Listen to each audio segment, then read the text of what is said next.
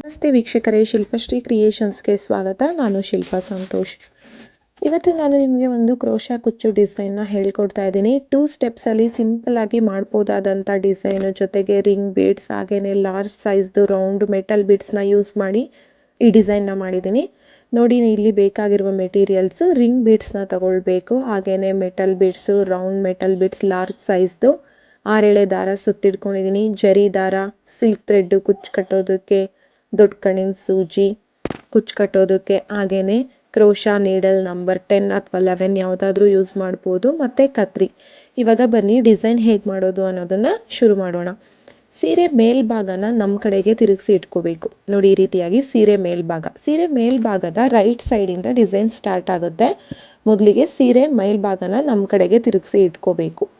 ನಂತರ ನಾವು 6 ಎಳೆ ದಾರ ಸುತ್ತಿಟ್ಕೊಂಡಿರ್ತೀವಲ್ಲ, ಆ ದಾರನ ಸೀರೆಗೆ ಲಾಕ್ ಮಾಡ್ಕೊಳ್ಬೇಕು. ಮೊದಲಿಗೆ ನೋಡಿ, ನಾನು ಯಾವ ರೀತಿ ಲಾಕ್ ಮಾಡ್ತೀನಿ ಅನ್ನೋದನ್ನು ತೋರಿಸ್ಕೊಡ್ತೀನಿ. 2 ರೀತಿನಲ್ಲಿ ಲಾಕ್ ಮಾಡ್ಕೋಬೋದು. ದಾರದ ತುದಿಗೆ ಗಂಟಾಕಿ ಆ ರೀತಿ ಕೂಡ ಲಾಕ್ ಮಾಡ್ಬೋದು, ಅಥವಾ ಈ ರೀತಿಯಾಗಿ ದಾರನ ಕೆಳಗಡೆಯಿಂದ ಮೇಲಕ್ಕೆ ಎತ್ಕೊಬಿಡ್ಬೇಕು ಪೂರ್ತಿಯಾಗಿ. ಆನಂತರ 1-2 ಗಂಟುಗಳನ್ನ ಹಾಕಬೇಕು. ಈ ರೀತಿಯಾಗಿ ಟೈಟಾಗಿ 1-2 ಗಂಟುಗಳನ್ನ ಹಾಕಿ ಈ ರೀತಿ ಕೂಡ ದಾರನ ಲಾಕ್ ಮಾಡ್ಕೊಳ್ಬೋದು ಸೀರೆಗೆ. ನೋಡಿ, ಈ ರೀತಿ 2 ಗಂಟುಗಳನ್ನ ಹಾಕ್ಕೊಂಡಿದ್ದಾದಮೇಲೆ ಅದ್ರ ಪಕ್ಕನೇ ಒಂದು ಸಿಂಗಲ್ ಕ್ರೋಶಾ ಮಾಡ್ಕೊಳ್ಳೋಣ. ದಾರನ ಲೆಫ್ಟ್ ಹ್ಯಾಂಡಿಂದ ಬ್ಯಾಲೆನ್ಸ್ ಮಾಡ್ಕೋಬೇಕು. ಟೈಟಾಗಿ ಇಟ್ಕೊಂಡ್ರೆ ದಾರನ ನಾವು ಕುಚ್ಚಾಕೊಳ್ಳೋದಕ್ಕೆ, ಎಣಿಯೋದಕ್ಕೆ ಟೈಟಾಗಿ ನೀಟಾಗಿ ದಾರದ ಎಳೆ ಬಿಚ್ಕೊಳ್ದಿರೋ ರೀತಿನಲ್ಲಿ ಬರುತ್ತೆ.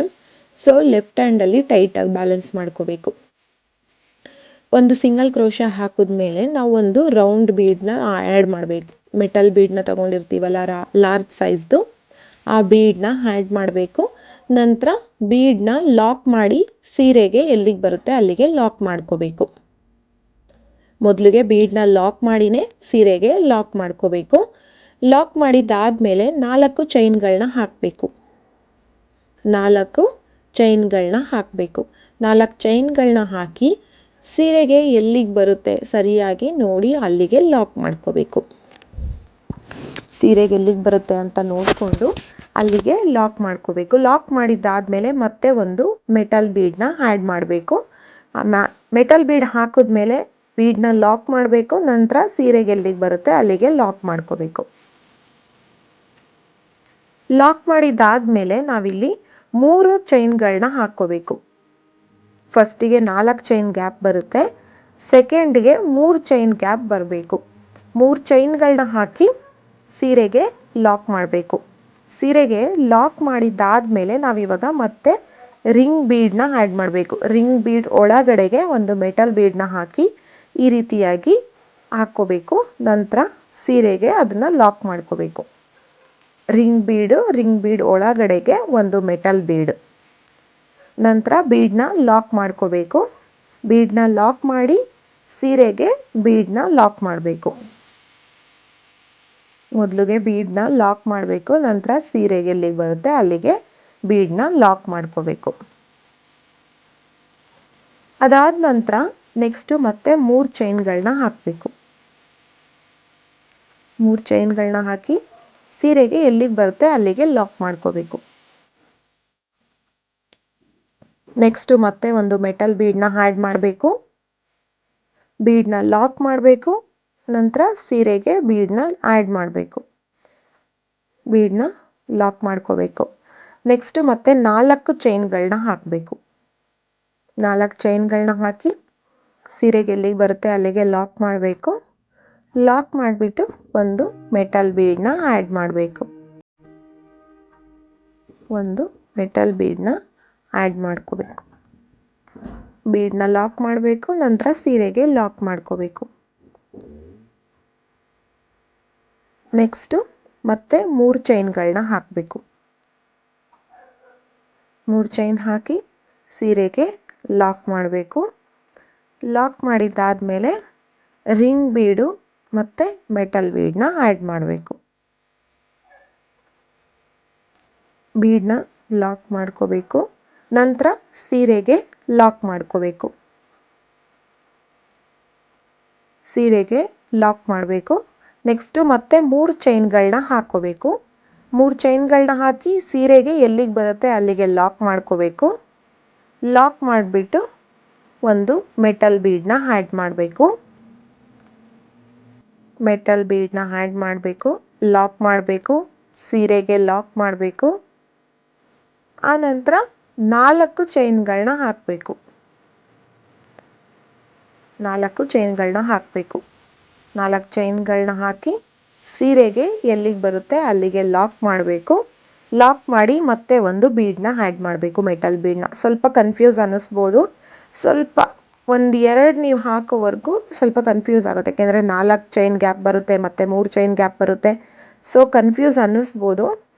ನಾನು ತೋರಿಸ್ತೀನಿ ನಿಮಗೆ ಯಾವ ರೀತಿ ಅದು ಅಂತ. ಸೊ ಆವಾಗ ನಿಮ್ಗೆ ಈಸಿಯಾಗಿ ಅರ್ಥ ಆಗಿಬಿಡುತ್ತೆ. ನೋಡಿ, ಬೀಡನ್ನ ಲಾಕ್ ಮಾಡಿದ್ದಾಗಿದೆ. ನೋಡಿ, ಸ್ಟಾರ್ಟಿಂಗು ಒಂದು ಮೆಟಲ್ ಬೀಡ್ ಬರುತ್ತೆ, ಆಮೇಲೆ 4 ಚೈನ್ ಬರುತ್ತೆ. ನೆಕ್ಸ್ಟು ಒಂದು ಮೆಟಲ್ ಬೀಡ್ ಬರುತ್ತೆ, ಆಮೇಲೆ 3 ಚೈನ್ ಬರುತ್ತೆ. ನೋಡ್ತಾ ಇದ್ದೀರಲ್ಲ, ನಾನು ತೋರಿಸ್ತಾ ಇದ್ದೀನಲ್ಲ, ಅದೇ ರೀತಿಯಾಗಿ ನೀವು ಸ್ಯಾರಿಗೆ ಪೂರ್ತಿ ಮಾಡ್ಕೋಬೇಕು. Metal bead, 4 chain, metal bead, ಆಮೇಲೆ 3 ಚೈನು, ಆಮೇಲೆ ರಿಂಗ್ ಬೀಡ್ ಆದಮೇಲೆ ಮತ್ತೆ 3 ಚೈನ್ ಬರುತ್ತೆ, ಒಂದು ಬೀಡ್ ಬರಬೇಕು, 4 ಚೈನ್. 4 ಚೈನ್ ಗ್ಯಾಪ್ ಒಂದ್ಸಲ ಬರುತ್ತೆ, 3 ಚೈನ್ ಗ್ಯಾಪ್ ಒಂದ್ಸಲ ಬರುತ್ತೆ. ಸ್ವಲ್ಪ ನೋಡಿಕೊಂಡು ಮಾಡ್ಕೊಳ್ಳಿ, ಈಸಿಯಾಗಿ ನಿಮಗೆ ಗೊತ್ತಾಗ್ಬಿಡುತ್ತೆ. ನೋಡಿ, ನಾನಿಲ್ಲಿ ಫಸ್ಟ್ ಸ್ಟೆಪ್ನ ಪೂರ್ತಿ ಮಾಡ್ಕೊಂಡಿದ್ದೀನಿ. ಸ್ಟಾರ್ಟಿಂಗ್ಗೆ ನಿಮಗೆ ಬೀಡ್ ಬರುತ್ತೆ. ನೀವು ಬೀಡ್, ರೌಂಡ್ ಬೀಡ್ ಇದನ್ನೇ ಯೂಸ್ ಮಾಡ್ಬೋದು ಅಥವಾ ಬೇರೆ ಥರದ್ದು ಯೂಸ್ ಮಾಡ್ಬೋದು. ಬಟ್ ನಿಮಗೆ ಈ ಬೀಡ್ ತುಂಬ ಚೆನ್ನಾಗಿ ಕಾಣುತ್ತೆ. ಕಂಪ್ಲೀಟ್ ಆದಮೇಲೆ ನೋಡಿ, ನಿಮಗೆ ನಾನು ತೋರಿಸಿರೋ ಅಂಥ ಸೇಮ್ ಬೀಡನ್ನ ಯೂಸ್ ಮಾಡಿ ಡಿಸೈನ್ ಫಿನಿಶಿಂಗ್ ತುಂಬ ಚೆನ್ನಾಗಿ ಬರುತ್ತೆ. ರೌಂಡ್ ಮೆಟಲ್ ಬೀಡು, ಆ ಲಾರ್ಜ್ ಸೈಜ್ದು ಒಂಥರ ಕ್ಯೂಟ್ನೆಸ್ ಕೊಡುತ್ತೆ. ಸ್ಮಾಲ್ ಚಿಕ್ಕದಾಗಿ ಪುಟ್ಟದಾಗಿ ಕುಚ್ಚೂ ಬರುತ್ತೆ. ಇದು ಆರ್ಚು, ಹಾಗಾಗಿ ಪುಟ್ಟದಾಗಿ ಬೀಡುಗಳು ಕೂಡ ಕಾಂಬಿನೇಷನ್ ಸೂಪರ್ ಆಗಿದೆ. ನೋಡಿ, ನಾನು ಕಂಪ್ಲೀಟ್ ಆದಮೇಲೆ ತೋರಿಸ್ತೀನಿ. ಇವಾಗ ಸೆಕೆಂಡ್ ಸ್ಟೆಪ್ ಮಾಡ್ಕೊಳ್ಳೋಣ. ಸೆಕೆಂಡ್ ಸ್ಟೆಪ್ಪು ಸೇಮ್ ಕಲರ್ ದಾರ ಯೂಸ್ ಮಾಡ್ತಾ ಇದ್ದೀನಿ. ನಾವು ಸ್ಟಾರ್ಟಿಂಗು ಒಂದು ದಾರನ ಲಾಕ್ ಮಾಡೋದ್ರ ಪಕ್ಕ ಒಂದು ಸಿಂಗಲ್ ಕ್ರೋಶ ಹಾಕಿರ್ತೀವಲ್ಲ, ಅಲ್ಲಿಗೆ ಈ ದಾರನ ಲಾಕ್ ಮಾಡ್ಕೊಂಬಿಡೋಣ. ಸೇಮ್ ಇಲ್ಲೂ ಕೂಡ ಅಷ್ಟೇ, ನಾವು ದಾರನ ಗಂಟು ಹಾಕ್ಕೊಂಬಿಡೋಣ. ದಾರನ ಮೇಲಕ್ಕೆ ಎತ್ಕೊಂಡು 1-2 ಗಂಟುಗಳನ್ನ ಹಾಕ್ಕೊಂಬಿಡೋಣ. ಅಥವಾ ದಾರದ ತುದಿಗೆ ನೀವು ಗಂಟು ಹಾಕ್ಕೊಂಡು ಆ ರೀತಿ ಕೂಡ ಲಾಕ್ ಮಾಡ್ಕೊಳ್ಬೋದು. 2 ರೀತಿನಲ್ಲೂ ಲಾಕ್ ಮಾಡ್ಕೋಬೋದು. ಕೊನೆಗೆ ನೀವು ಅದನ್ನು ಗಮ್ ಹಾಕಿ ಅಂಟಿಸ್ಕೋಬೇಕು. ನೋಡಿ, ಇವಾಗ ಈ ರೀತಿ ಗಂಟು ಹಾಕ್ಕೊಂಡಿದ್ದಾದಮೇಲೆ ಒಂದು ಲಾಕ್ ಮಾಡ್ಕೊಳ್ಳೋಣ. ಒಂದು ಸಿಂಗಲ್ ಕ್ರೋಶ ಮಾಡ್ಕೊಳ್ಳೋಣ ಬೀಡ್ ಪಕ್ಕದಲ್ಲಿ. ಅದಾದಮೇಲೆ ಬೀಡ್ ಕೆಳಗಡೆಗೆ 3 ಚೈನ್ಗಳನ್ನ ಹಾಕಬೇಕು. 3 ಚೈನ್ಗಳನ್ನ ಹಾಕಿ ಬೀಡನ್ನ ಲಾಕ್ ಮಾಡಿದ್ದೀವಲ್ಲ, ಆ ಲಾಕ್ ಮೇಲೆಗೆ ಒಂದು ಲಾಕ್ ಮಾಡ್ಕೋಬೇಕು. ನಾವು ಬೀಡನ್ನ ಲಾಕ್ ಮಾಡಿರ್ತೀವಲ್ಲ, ಅದ್ರ ಮೇಲೆಗೆ ಲಾಕ್ ಮಾಡ್ಕೋಬೇಕು.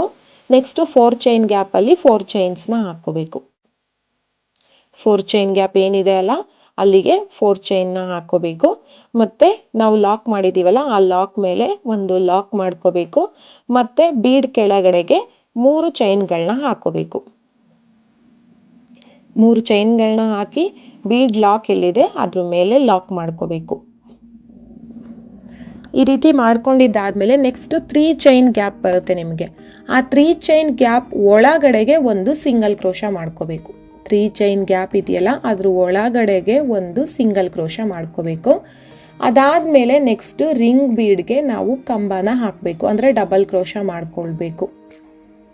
ರಿಂಗ್ ಬೀಡ್ ಒಳಗಡೆಗೆ ಡಬಲ್ ಕ್ರೋಶ ಮಾಡಬೇಕು. ಒಂದು ಕಂಬ ಹಾಕ್ಕೊಂಡಿದ್ದಾದಮೇಲೆ 3 ಚೈನ್ಗಳನ್ನ ಹಾಕಬೇಕು. 3 ಚೈನ್ ಹಾಕಿ ಕಂಬದ ಮೇಲಿಗೆ ಅದನ್ನು ಲಾಕ್ ಮಾಡಬೇಕು. ನಾವೇನು ಕಂಬ ಹಾಕ್ಕೊಂಡ್ವಿ ಅಲ್ಲ, ಆ ಕಂಬದ ಮೇಲಕ್ಕೆ ಲಾಕ್ ಮಾಡಬೇಕು. ಸೊ ನಿಮಗೆ ಡಬಲ್ ಕ್ರೋಶ ಮಾಡೋದು ಹೇಗೆ ಅನ್ನೋದು ಗೊತ್ತು, ಆಲ್ಮೋಸ್ಟು. ಗೊತ್ತಿಲ್ಲ ಅಂದವರು ನೋಡ್ಕೊಳ್ಳಿ, ನಿಧಾನವಾಗಿ ನಾನು ತೋರಿಸ್ಕೊಡ್ತಾ ಇದ್ದೀನಿ. ಒಂದು ಕಂಬ ಹಾಕಿದ್ಮೇಲೆ 3 ಚೈನ್ಗಳನ್ನ ಹಾಕಬೇಕು, ಮತ್ತು ಕಂಬಕ್ಕೆ ನಾವು ಲಾಕ್ ಮಾಡಬೇಕು. ಲಾಕ್ ಮಾಡಿದ್ಮೇಲೆ ಕಂಬ ಹೇಗೆ ಮಾಡೋದು ಡಬಲ್ ಕ್ರೋಶ ಅಂತ ಹೇಳ್ತೀನಿ ನೋಡಿ. ನೀಡಲ್ ಮೇಲೆ ಒಂದು ಬಾರಿ ದಾರ ಸುತ್ಕೊಳ್ಳಿ. ರಿಂಗ್ ಒಳಗಡೆಯಿಂದ ದಾರನ ಮೇಲಕ್ಕೆ ಎತ್ಕೋಬೇಕು. ನಂತರ 2ರಲ್ಲಿ 1, 2ರಲ್ಲಿ 1, ಇದು ಡಬಲ್ ಕ್ರೋಶ ನಿಮಗೆ. ಒಂದು ಕಂಬ ಹಾಕಿದ್ಮೇಲೆ 3 ಚೈನ್ಗಳನ್ನ ಹಾಕಬೇಕು. 3 ಚೈನ್ಗಳನ್ನ ಹಾಕಿ ಕಂಬದ ಮೇಲಕ್ಕೆ ಲಾಕ್ ಮಾಡಬೇಕು.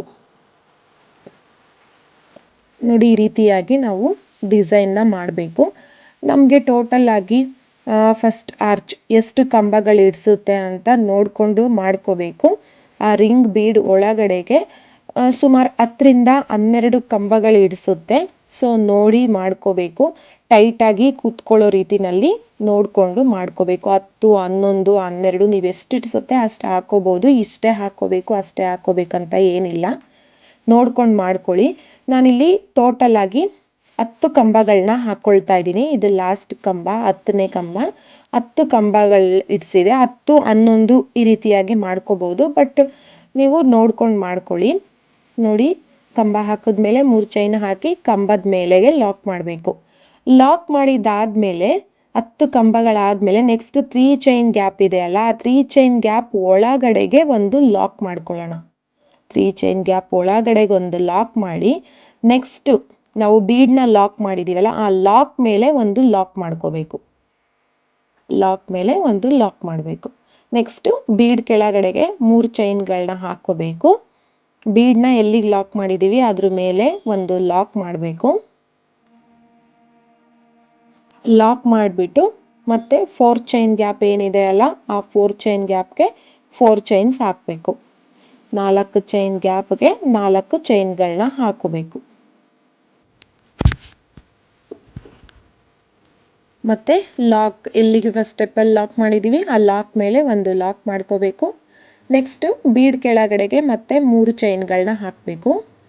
ಮತ್ತೆ ಲಾಕ್ ಎಲ್ಲಿ ಮಾಡಿದ್ದೀವಿ ಅಲ್ಲಿಗೆ ಒಂದು ಲಾಕ್ ಮಾಡಬೇಕು.